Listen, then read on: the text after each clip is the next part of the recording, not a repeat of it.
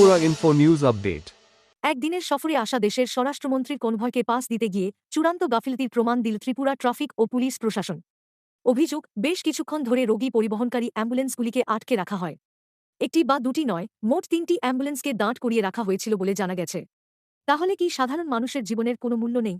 এই প্রশ্ন তুলেই পশ্চিম থানার দ্বারস্থ হন মাধবী বিশ্বাস। পশ্চিম থানার ওসি রানা চ্যাটার্জির সঙ্গে প্রায় ১ ঘণ্টা ধরে আলোচনা করেন তিনি।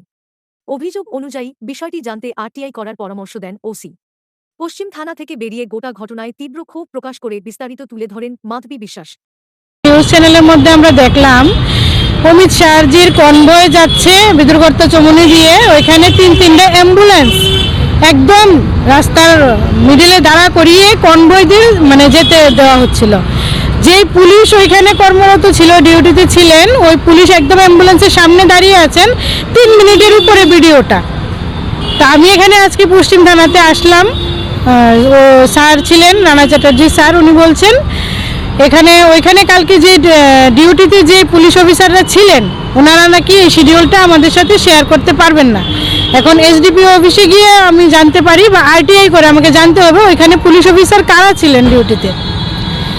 তো এখন আরটিআই করব, জানতে হবে যে কেন অ্যাম্বুলেন্সগুলিকে, সাধারণ মানুষের জীবনের কি কোনো দাম নেই, কোনো মূল্য নেই, এইগুলি কে চিন্তা করবে? আজকে যদি অ্যাম্বুলেন্সের রুগীগুলা মরে যেত রাস্তার মধ্যে, কে দায়ী হতো? মন্ত্রী মিনিস্টার কি দেখবে? ওইটা কখনো দেখবে না। ওই গাড়ির মধ্যে কনভয়ের মধ্যে মুখ্যমন্ত্রীও ছিলেন, স্বরাষ্ট্রমন্ত্রী ছিলেন, আরও অনেক মানুষ ছিলেন, বড় বড় নেতা মন্ত্রীরা ছিলেন। কেউ অ্যাম্বুলেন্সটির কথা ভাবেননি, কারণ তাদের ফ্যামিলির কেউ নেই ওইগুলোর মধ্যে। সাধারণ মানুষের জীবনের মূল্য এত কম কেন? কেন 3-3টা অ্যাম্বুলেন্স দাঁড়া করিয়ে কনভয় যেতে দিতে হবে? কেন আগে অ্যাম্বুলেন্সগুলিকে যেতে দেওয়া হলো না? এখন রানা চ্যাটার্জি স্যার বলেছেন আরটিআই করে ওইখানে কে শিডিউলে ডিউটিতে ছিলেন পুলিশ অফিসাররা, ওইটা বের করতে হবে। আচ্ছা, অন্যান্য বহিরাজ্যে দেখা যায় যে বিজেপি সরকারেরই অন্যান্য যারা নেতৃত্ব বা জনপ্রতিনিধি রয়েছেন বা মুখ্যমন্ত্রী রয়েছেন, তারা এই ধরনের পরিস্থিতিতে নিজেদের কনভয় দাঁড় করিয়ে অ্যাম্বুলেন্সকে পাস দিচ্ছেন। এই ধরনের বিভিন্ন ভিডিও আমরা দেখতে পাই, কিন্তু ত্রিপুরা রাজ্যে এই ধরনের ঘটনা, এটা কি বলবেন? ত্রিপুরা রাজ্যের জনগণ তো অন্ধ, চোখ থেকেও অন্ধ, জেগে জেগে ঘুমাচ্ছে। অনেক জায়গাতে এমনও হয় যে কিছুদিন আগে অমিত শাহ দিল্লিতে সেম করেছেন। স্বরাষ্ট্রমন্ত্রীর কনভয় যাচ্ছিল দিল্লিতে, একটা ওভারব্রিজের নিচে অ্যাম্বুলেন্স দাঁড় করিয়ে তারপর কনভয় গেল। এখানে যখন মোদিজি এসেছিলেন আমাদের ত্রিপুরেশ্বরী মন্দিরে পূজা দিতে কিছুদিন আগে, তখনও বিশাল করে অ্যাম্বুলেন্স দাঁড় করিয়ে স্টুডেন্টদের পরীক্ষা মিস করিয়ে তারপর রুগীকে হেনস্থা করে তারপর মোদিজিকে যেতে দেওয়া হয়েছিল। কেন এরকম হবে? ত্রিপুরার জনগণ জেগে ঘুমালে তো কিছু করার নেই। কেউ প্রশ্ন করছে না, কেউ জানতে চাইছে না। সাধারণ মানুষের জীবন এইভাবেই বিপন্ন হবে, কিছু করার নেই। ওসি সাহেব এখন কি বলবেন? ওসি সাহেব বললেন যে আরটিআই করে বের করতে, যে ওখানে ডিউটিতে কারা ছিলেন ওই শিডিউল তারা শেয়ার করবেন না।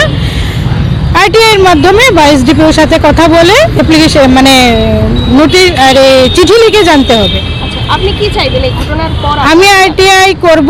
আরটিআই করার পর দেখি ওইখানে ডিউটিতে যারা ছিলেন পুলিশ অফিসার, এটা ওদের দায়িত্ব ছিল আগে অ্যাম্বুলেন্সগুলিকে পার করিয়ে, রাস্তা পার করিয়ে দেওয়া, হসপিটাল যেতে দেওয়া, তারপর কনভয় যেতে দেওয়া। আগে নাগরিকের জীবন, সাধারণ জনগণের জীবন। একটা মানুষ যদি মরে যায়, ওই অ্যাম্বুলেন্সে যাবে, যার ফ্যামিলির যাবে সে বুঝবে। কনভয় তো একটু দেরিতে গেলেও কিছু হতো না, কিন্তু অ্যাম্বুলেন্সের ওই রুগীগুলির কি কেউ খোঁজ নিয়েছে? যে 3 মিনিট 4 মিনিট ওইখানে দাঁড় করিয়ে যে অ্যাম্বুলেন্সগুলিকে ছাড়া হয়েছিল, ওই রুগীগুলিকে এখন কেমন আছে, মারা গেছে নাকি আছে, কেউ তো খোঁজ নেয়নি। কেন এরকম হবে? কেন কনভয় আগে যেতে দিতে হবে? কেন মন্ত্রী মিনিস্টার ভিআইপির গাড়ি মানুষকে মেরে পিষে চলে যাবে, গাড়ি বাড়ি দিয়ে চলে যায়? Subscribe to Tripura Info and press the bell icon so that you never miss any latest updates and news on Tripura.